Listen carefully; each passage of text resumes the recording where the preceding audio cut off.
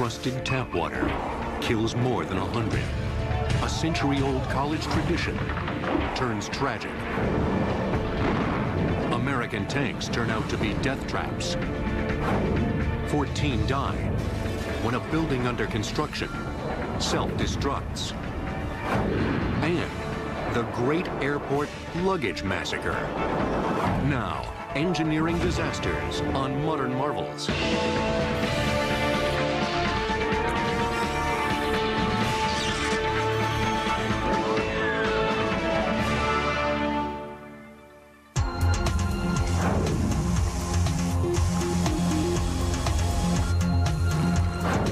Tap water. As it flows from spigots in our kitchens and bathrooms, we expect it to be safe to drink. We trust treatment plants to remove any harmful impurities that might work their way into the system. But in March 1993, hundreds of thousands of Milwaukee residents became ill from drinking their household water. Grocers sold out of bottled H2O, and Milwaukeeans anxiously lined up to receive purified water. One local health official in early April described the situation in Milwaukee as a near panic because so many people were going to their doctors, so many people were showing up at emergency rooms and hospitals with intestinal illnesses. We had all been asked, something going on, my neighbor's sick, my child's sick, and we actually, as we began to look around, we noticed a number of coworkers weren't around, and that's kind of a flag to us that in fact it's more than just a flu, there may be something actually happening.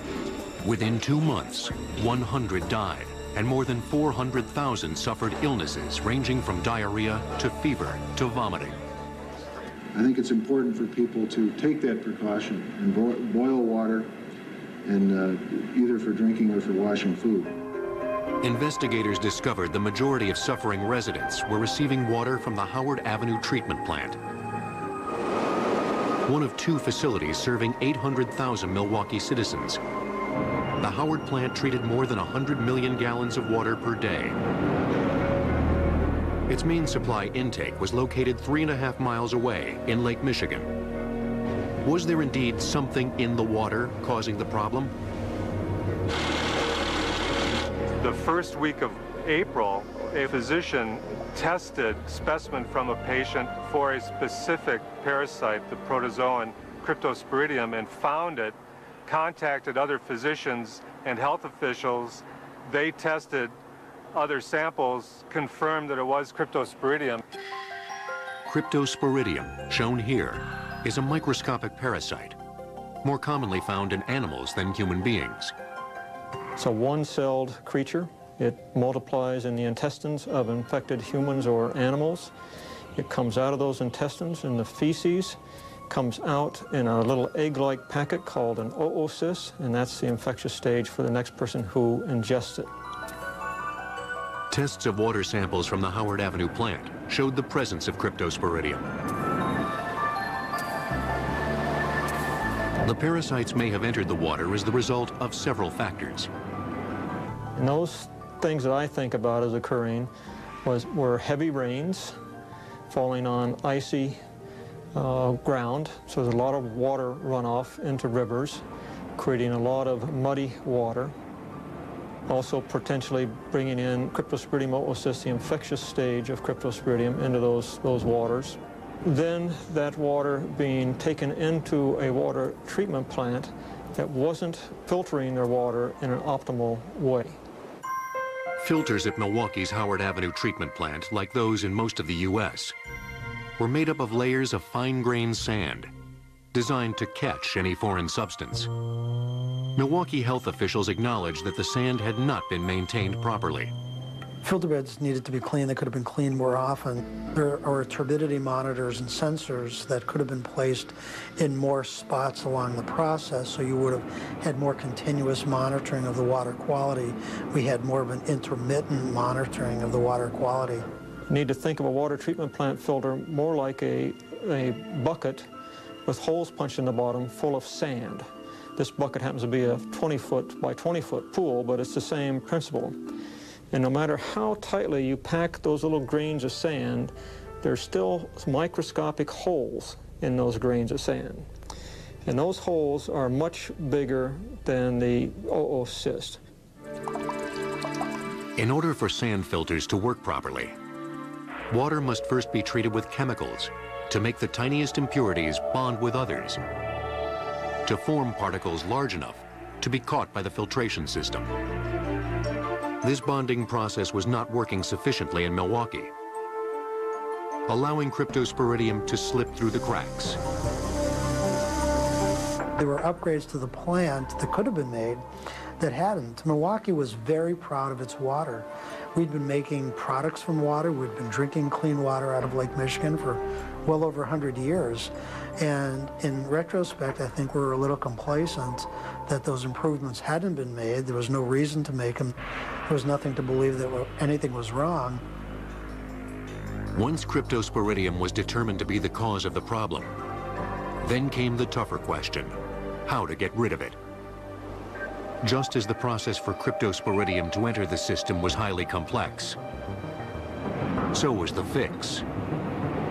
They made a lot of changes in their whole operation. Number one, they did correct the coagulation pre-treatment process, so they got the turbidity down where it should have been. Number two, they invested a lot of dollars in a new chemical treatment process that would kill oocysts, called ozonization. Ozone is a much more powerful disinfectant than chlorine is, but it's very expensive to produce. And the third major change they made is changing the location of their water intake.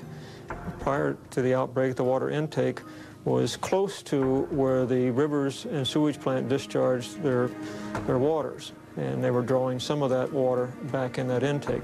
They've now moved that intake quite a ways away from that. The Center for Great Lakes Studies and the Great Lakes Research Facility, which is behind us here on the Inner Harbor, they participated in a study that indicated that if they extended that water intake pipe less than a mile, just 0.8 of a mile more out into the lake, they would avoid 98% or more of the possible pollutants that would be flowing along the near shoreline. So that moved them out of that plume of contaminants that regularly flow along the shoreline. So that also helped avoid another outbreak in some future spring.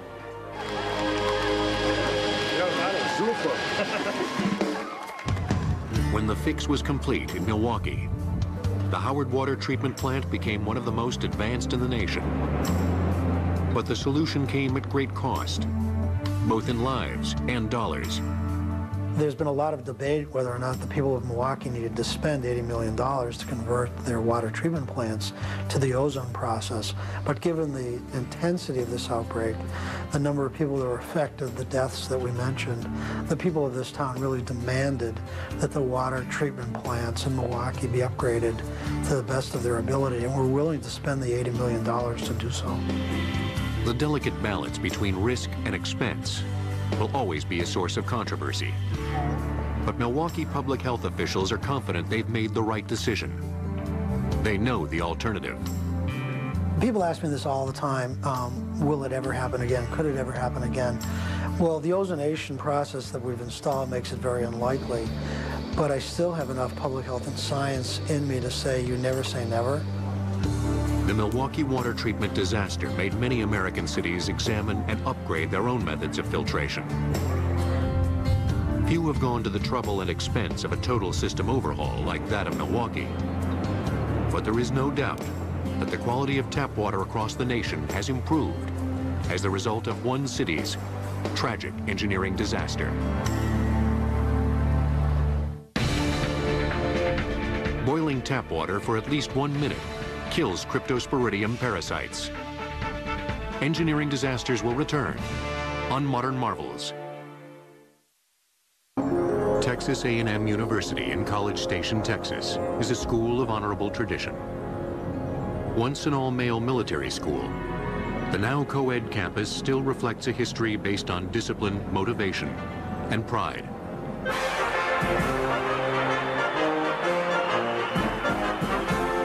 One of the most popular and long-standing traditions has been the elaborate building and torching of a giant bonfire the night before Texas A&M plays football. against arch-rival University of Texas. A tradition which turned tragic in 1999 with a collapse during bonfire construction, resulting in the deaths of 12 students. The disaster brought an end to the annual Aggie bonfire, the first of which burned in 1909 as a pile of rubble. You can look at the pictures from year to year of the bonfire and see where it grew not only in size and shape, but it was also made of different materials. Starting with the trash, then they switched to lumber, which was originally cut off the university and then cut off of private land. And actually, one of the evolutions that occurred in the whole bonfire activity was that the building of the stack became a minor part of the entire Aggie bonfire experience. The actual cutting of the wood was a more involved activity. By the time Jim McTasney became head Red Pot, or bonfire organizer, in 1992, students hand-cut logs at nearby forests needing to be cleared, trucked them to the campus bonfire site, then spent weeks lashing the logs together with steel wire, slowly filling out a stack built around a center pole supported by guide ropes. As many as 3,000 students worked on building the stack. The purpose of Aggie Bonfire to the students that built it was not to build a stack. Provide answers to why this tragedy occurred. It was to go out there and experience leadership. And in order for Aggie Bonfire to be the valuable leadership experience that it was, and the valuable training ground that it was, you had to keep the physical labor in it. You purposefully shunned the mechanization and the automation in order to allow as many students as possible to participate.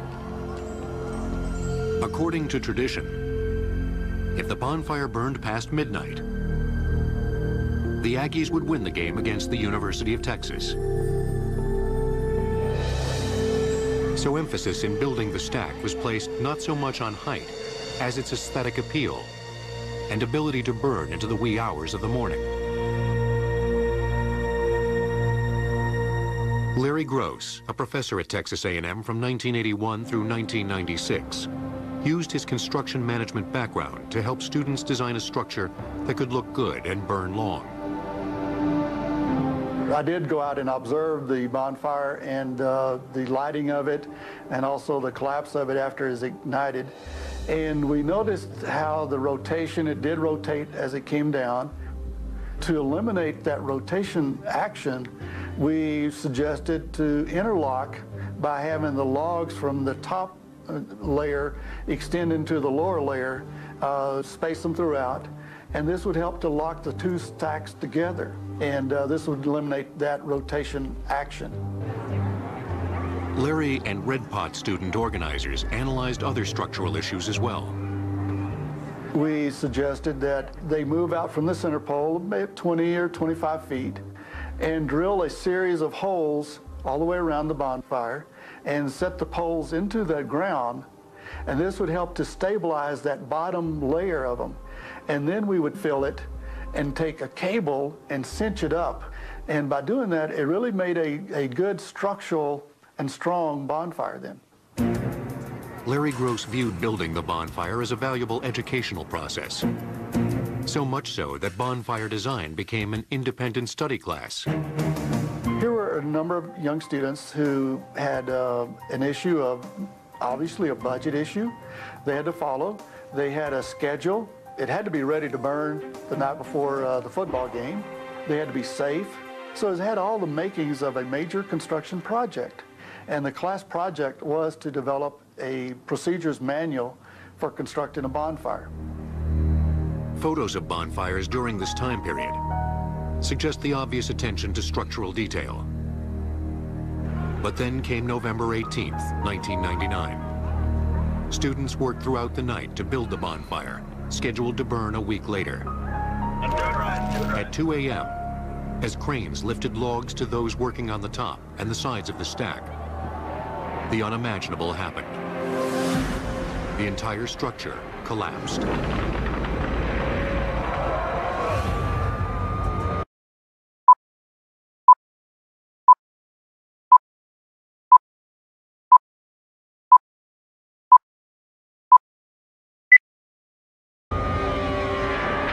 The result was tragic.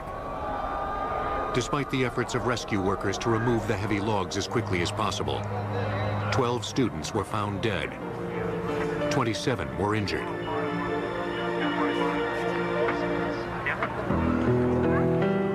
Following 90 years of successful Aggie bonfire building, what went wrong?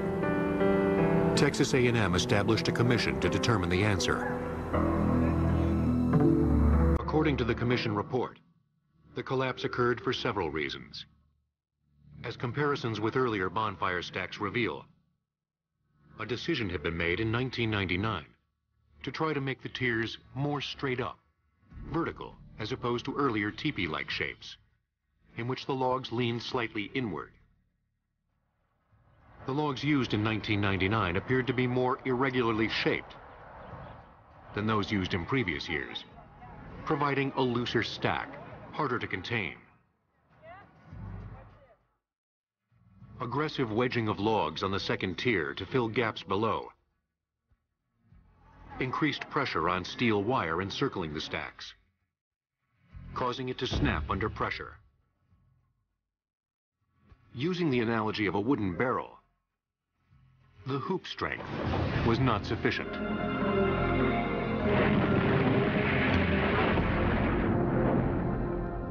Some of the issues that we had developed with our students and with other faculty, not just myself, but other faculty in our department were involved with this. Apparently, some of these activities were not being followed. The commission's report concluded that the tragedy resulted from a lack of engineering supervision. Surprising to many in view of how the structure increased in size and complexity over the years. The Aggie bonfire had always been a project run by students for the students. Larry Gross's involvement had been considered a casual, informal student-teacher collaboration. The collapse was about physical failures driven by organizational failures whose origins spanned decades of administrations, faculty, and students. No single factor can explain the collapse, just as no single change will ensure that a tragedy like this never happens again. 1999 was the last year the bonfire was built. Today, a memorial honoring the students killed in the collapse is being built where the bonfire once burned. It is unlikely there will ever be another Aggie bonfire. For student red pots like Jim McTasney, that's a major loss. Any success that I have today, I can trace back to my experience with Aggie Bonfire. It was the most rewarding and educational leadership experience that I had at this university and have had since.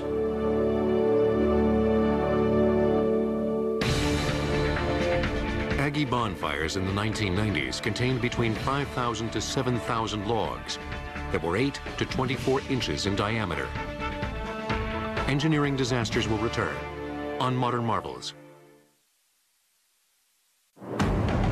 How many times have you seen images like this from film shot during World War II?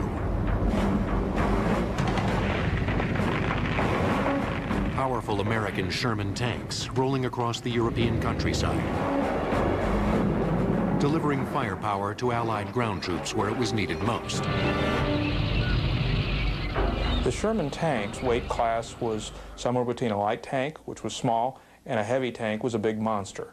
It was designed to go over military bridges. It was designed to fit on railroad cars. It was designed for easy transportation. It was designed for automotive reliability. When the decision was made to invade Europe, General George S. Patton himself selected the Sherman as his tank of choice. He said, we don't need a heavy tank. We can win the war with this medium tank. Make as many of those as you can. Sherman tanks rolled off American assembly lines by the thousands, nearly 50,000 total. When they reached Europe, 3 to 5 man tank crews immediately took them into battle. The image of the approaching Shermans became a myth-like representation of the invincibility of America's war machine. But those who actually fought in and maintained the Sherman tanks claimed the invincibility was a myth. And as far as their design for World War II was concerned, the tanks were engineering disasters. General Patton was quite a historian. He knew a lot about wars and the history of wars. He honestly believed that light tanks that were fast and mobile and could cut in behind the enemy, the tanks were not supposed to fight tanks. Now that is a very unrealistic view. You cannot put a tank in the field without preparing it to defend itself and to be able to fight other tanks. So he was basically off base there. Belton Cooper served as a captain on a Sherman tank maintenance unit in the American 3rd Armored Division. He recounted his experiences in a book titled Death Traps. Cooper vividly remembers the first time he approached a disabled Sherman tank. I was devastated.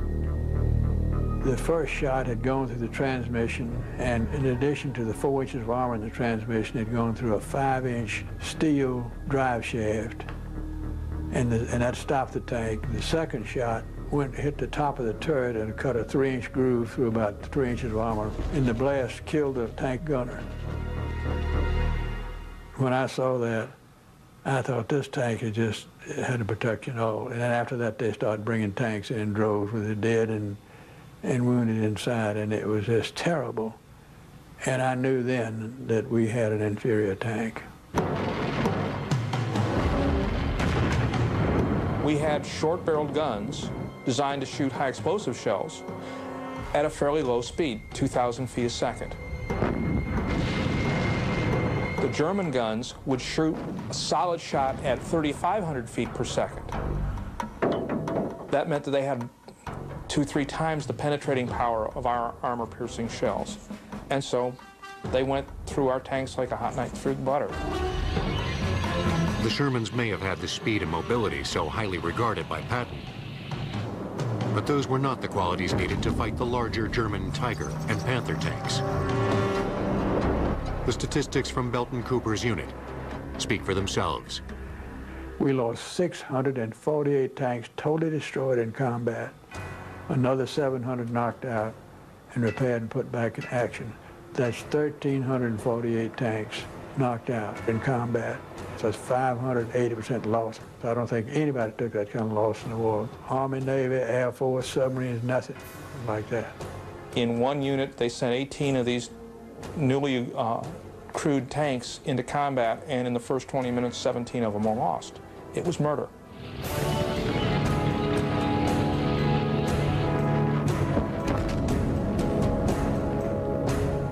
It really was almost criminal what our forces had to put up with because we didn't have the right tanks. Why were the Shermans so vulnerable? For starters, their offensive power was hindered by inadequate weaponry. I have a letter in my file that came from General Eisenhower, and he wrote directly to General Rose, and he said, General Rose, I know you've been losing a lot of tanks. I'd like to have you ask your crew and your tank commanders and your combat commanders why we're losing so many Sherman tanks. And the best answer he gave was by a tank gunner who said, General, in order to knock out a German tank, I've got to get within 600 yards and catch it on the flank. They can knock me out at 2,000 yards head on. For all practical purposes, a Sherman could successfully battle a German tank from just one direction. The only way our tanks could defeat their tanks is if we could run around behind them and shoot them in the rear end where there wasn't much armor. We did that, but typically it would take 5 tanks being blown up before the 6th one got around to shoot a German tank at the back. The mathematics were not good. When it became clear to American tank commanders that their magnificent war machines were so vulnerable, they resorted to makeshift methods that would add defensive capabilities and length to their lives. Anything that they could gather, that they could put on that faceplate to protect it, they even put logs, they put steel plates. They put chicken wire backed up with 4 inches of concrete on the faceplate. Anything they could get on that to give them a thread of survival. But for the most part, any effort to improve the Shermans was futile. To make matters worse, Shermans required highly flammable, high-octane gasoline. Their engines were originally designed for airplanes. In every decision that was made in the development and use of the Sherman, from beginning to end, they had to make choices between options. Okay, we need a high-powered engine with lightweight. Okay, we use this engine. It's an aviation engine. It burns more flammable fuel, but power is the most important thing, power and weight. Or we need a tank that can move very fast to exploit a breakthrough. So we can't have real heavy armor because that would slow it down. We'll have just enough armor for what we think we need. The job of a Sherman tank maintenance engineer was a grisly one. We had to clean the tanks out. It's a terrible job to clean out a tank with the head shot off and the arms and legs dismembered. It's just awful. And we had to put the men inside the tanks to get the bodies out and wrap them up in a tarp, and then we put them on the side. And the tank crews knew that when they got in that tank and went to battle, if they got hit, they were going to be in bad shape. For soldiers like Belton Cooper, whose World War II duties involved tank maintenance, there is no doubt who the unsung heroes of World War II are. The crews of Sherman tanks. Their tanks were knocked out and sent back to repair, and then they came back and they got into a tank that had just been freshly painted to cover over the blood stains, that had obvious patches in it from where the mechanics had plugged the holes. They knew what they were going up against, and then they went out and did it again. It was the most heroic thing I can imagine, because they knew they were outclassed. They knew that if they ran up against a Tiger or a Panther tank, they were in a lot of trouble. And they still got in those tanks every day, and they went out and beat Germany. Sherman tanks, remembered by their designers for speed and agility, and by their crews for being the right tanks for the wrong war. We were just inadequate. That's all I can say. We just did not understand what we were doing. It's a great tragedy.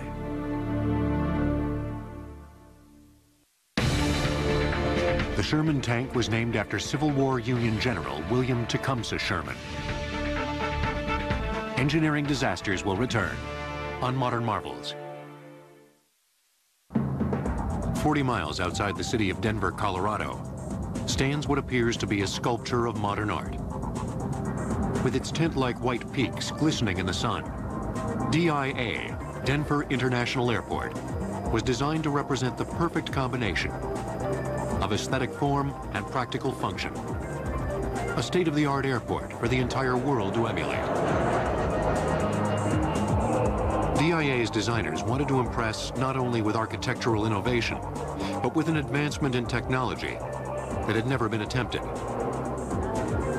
A computerized, totally automated baggage transfer system that would move luggage from curbside to plane to plane, and plane back to baggage claim with unimaginable speed and efficiency.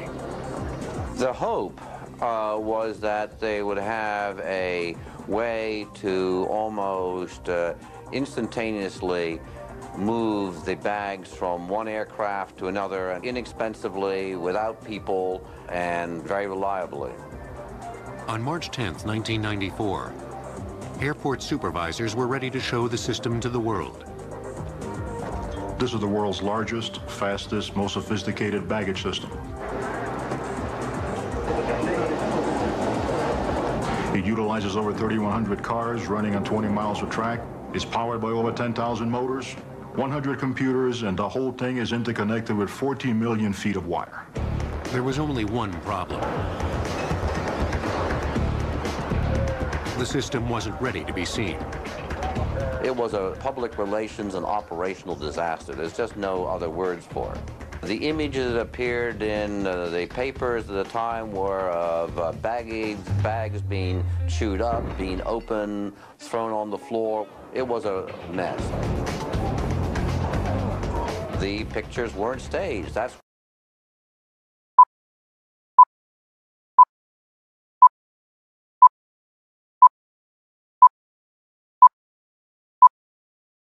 what really happened when they opened it.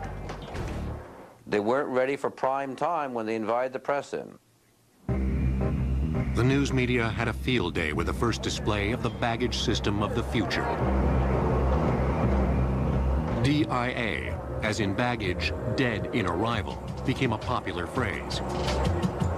Other terms used were the luggage eater, the DIA debacle, and the greatest thing to happen to the carry-on baggage industry since wheels.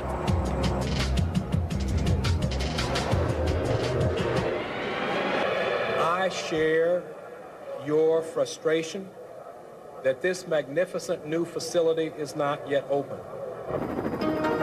Because the system had been designed with no backup, the opening of the airport of the future was delayed into the future by nearly a full year. The estimated loss of revenue was $1 million a day, all because of an engineering disaster. Are we all ready? We're all ready. All right. 3, 2, 1. There we go. When DIA finally did open,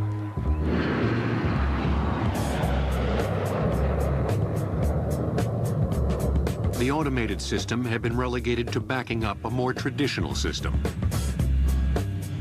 Man takes bag off plane. Man puts bag on conveyor belt. Man takes bag off conveyor belt. How could the creators of such a masterpiece of artistic design have produced such an engineering disaster? In order to answer that question, it's important to see this. A masterpiece of engineering and computer technology. Whizzing luggage along an incredible labyrinth of belts and tracks underground at DIA is in effect how the system was supposed to work, which happens to be how it's finally working now. At least for United Airlines flights. It's taken 10 years to solve the problems airport authorities originally hoped could be resolved in 2. So what happened? Why wasn't it ready? I guess in some ways the major problem with the system was hubris. That is, people thought they could do it and they didn't have to deal with the reality. But in terms of the technical things that happened, it was a whole range of issues. The DIA automated system was designed so that every bag would be carried to its destination by an individual telecar. A bag begins its trip through the system by having a barcode on its ID tag, read by a laser device. At the time the airport opened, barcode readers were the single-line variety, incapable of obtaining a read with one quick swipe. Bags were sent to the wrong planes or to no man's land. Today, conveyor belts deliver luggage through cobwebs of advanced laser beams that read barcode tags without the bag even slowing down. The technology has grown so much that these now, I don't know if you see them, but it's sort of a spider web where it's on a holographic disc, and the diodes that read the barcode, there's 6 of these, and that gives it so much more opportunity to read the barcode. The bag is then automatically placed in a telecar. Destination information read from the barcode is transferred to the car, so it knows what path to follow. Like taxis waiting for passengers on incoming flights, empty telecars are always ready to jump onto the system to handle heavy traffic. At the system startup, the ability to handle heavy loads of baggage in peak travel periods just wasn't possible with the automated system. Today, it's no problem. Extra-large telecars take care of oversized baggage, like golf clubs and skis. Computers in a central control facility track the location of every telecar as it makes its way through a 17-mile maze of intersecting track. Accurate tracking was a major flaw in the original system, mainly caused by computer software, ill-equipped for the task. I can tell where the bag is in the system. I can tell with the passenger that bag belongs to, where the bag was input into the system, the city that it's destined for, the makeup unit, the time the flight leaves. On their routes to and from planes, all baggage cars need to take a dive below runways into what engineers now call the hellhole. When the system was first put into operation, gravity took control at this point, allowing many bags to tumble off the track into the jaws of luggage-chopping machinery. Today, telecar speed is controlled by in-track magnets, which slow the descent. But by the use of these reverse magnets, we were able to slow that car down so none of these bags fall out of the car while it's traveling down the hellhole. Right now, we're probably cranking anywhere between 10 to 12 miles an hour. By the time we finish down there, we're anywhere between 3 to 5. Should any bag, for whatever reason, fall out of its car, detection devices using RF, radio frequency technology, immediately halt the system and inform operators in the central control center, so the escapee can be captured and set on the right path. This form of RF tech was not available when the airport opened and has brought with it a whole new level of dependable speed to the system. It's a workable piece of engineering and marvel. I've been amazed by it since the opening of the airport that I've been here. The system can go anywhere from probably 1750 to about 2,300 feet per minute, which still beats almost every conveyor system out there right now. It's very quick. Finally, each bag ends its automated thrill ride in a holding makeup area where low tech takes over. Human beings place the bags on old-fashioned trams to be loaded onto planes.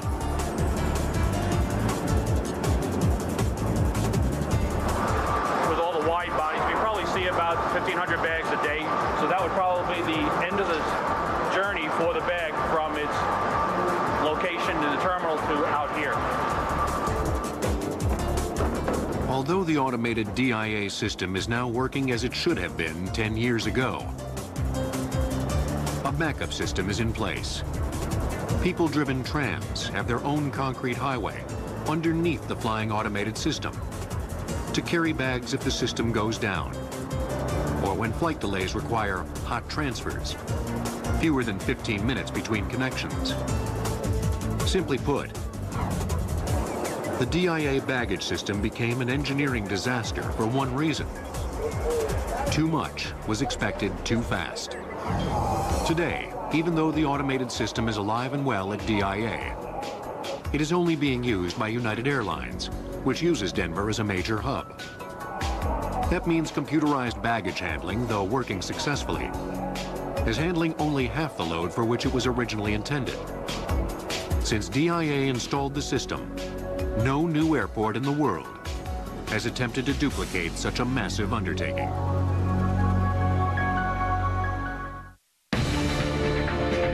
The biggest problem for DIA's automated baggage system continues to be wheeled suitcases, which tend to slip and slide on the high-speed conveyors. Engineering disasters will return on Modern Marvels. In Fairfax County, Virginia, the 26-story Skyline Plaza has been a popular apartment complex for more than 3 decades. During its construction, however, a tragic engineering disaster occurred that provided warning signals to an industry that thrived on building the tallest buildings in the shortest time. It happened on March 2nd, 1973. Construction workers were pouring the concrete floor slab of the 24th story. Suddenly, a contractor's worst nightmare.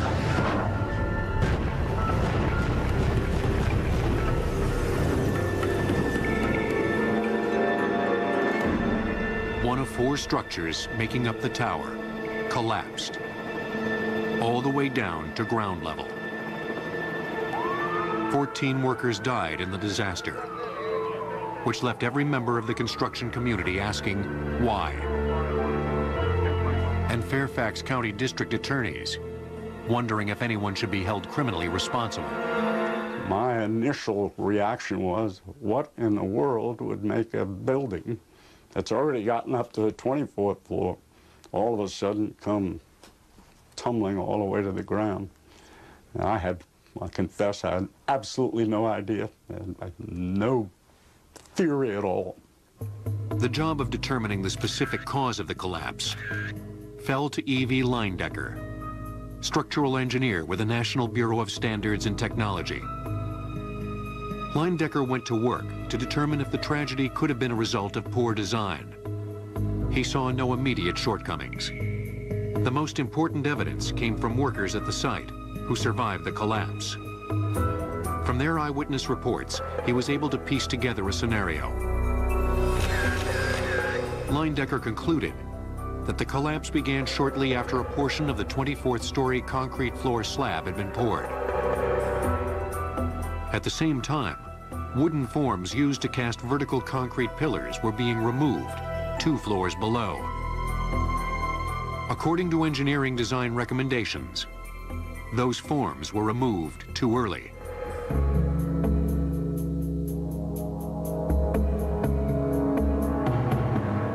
The engineer's drawings had a statement on them that indicated that under a floor being cast, or where the concrete was being poured, that you had to have a complete farming system. That means the wood that's supporting the concrete had to be in place underneath the slab being cast, and also had to be in place for 1 story below that.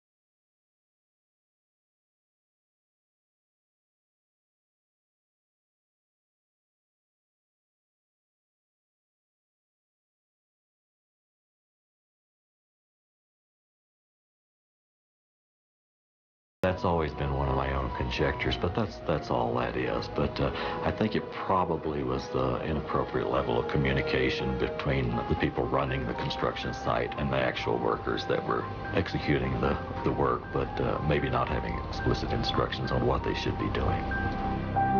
When it became obvious that the skyline collapse had been the result of poor engineering supervision, the Fairfax District Attorney's Office mobilized to determine if any individuals were criminally liable. We ultimately presented a case to the grand jury to charge the superintendent of construction on that day. We charged him with manslaughter for what we perceived to be a willful, wanton disregard of human life when he ordered the shores to be pulled from the 23rd floor. Eventually, he was tried for the manslaughter, and a jury was never able to resolve it. The result of the trial was a hung jury, so there was no conclusion criminally. The Skyline apartment complex was completely torn down and rebuilt. The collapse made an impact on building inspectors locally and across the country. In the months after this happened, it seemed to me every high-rise building in the county under construction had 3 floors of shoring in place at all times. I think this scared the industry. It resulted in much more concern about safety than maybe had existed before. Today, as a direct result of the Skyline incident, building codes and contractor safety guidelines are more defined and enforced. No city wants to experience anything like the Skyline Plaza engineering disaster.